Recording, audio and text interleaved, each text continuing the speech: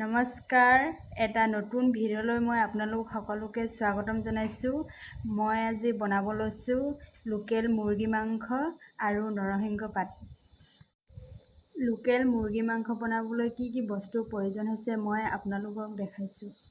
এয়া লোকেল মুৰ্গী মাংস, পিঁয়াজ দুটা মই কাটি লৈছোঁ, ৰচুন আদা মই পিচি লৈছোঁ, আলু দুটা মই ডাঙৰ ডাঙৰকৈ কাটি লৈছোঁ আৰু ইয়াৰ নৰসিংহ পাত এইখিনি মিক্সিত পিচি দিম পিছত।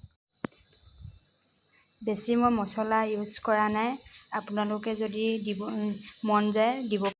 এতিয়া মই মাংসখিনি মেৰিনেট কৰি ল'ম। কৰিব লৈছোঁ। নিমখ দিছোঁ,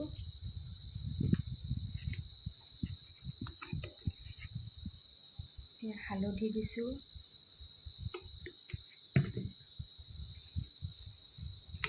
মিঠাতেল অলপ দিছোঁ,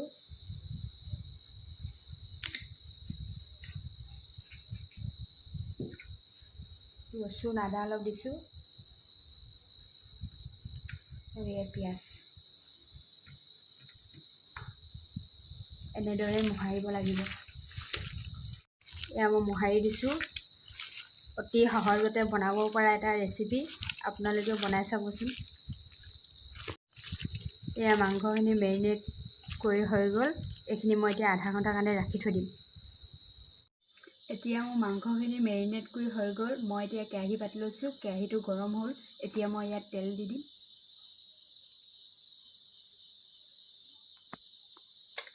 এতিয়া মোৰ তেল গৰম হৈ গ'ল। ইয়াত এতিয়া মই পিঁয়াজ দি দিম।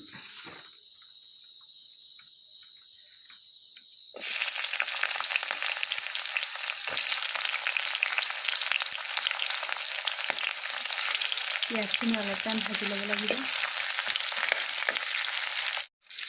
এতিয়া পিঁয়াজখিনি অলপ টাইম ভজাৰ পিছত এতিয়া মই মাংসখিনি দি দিম।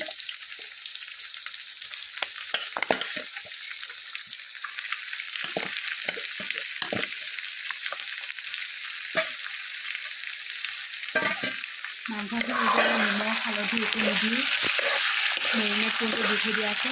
এতিয়া অলপ টাইম তেল উলিয়ালৈকে ভাজি থাকিম। এইখিনিৰ পৰা এতিয়া তেল ওলাব ধৰিছে ভাজি। এতিয়া মই ইয়াত আলু আৰু পিচি লোৱা নৰসিংহ পাতখিনি দি দিম। নৰসিংহ পাতখিনি মই খুন্দুনাত খুন্দিছোঁ, আপোনালোকে ইচ্ছা অনুযায়ী ক'ত খুন্দিব পাৰে।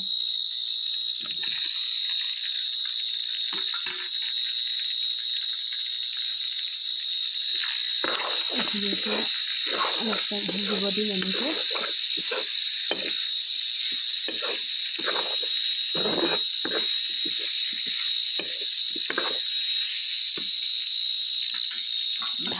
ঢাকি থৈ দিলোঁ।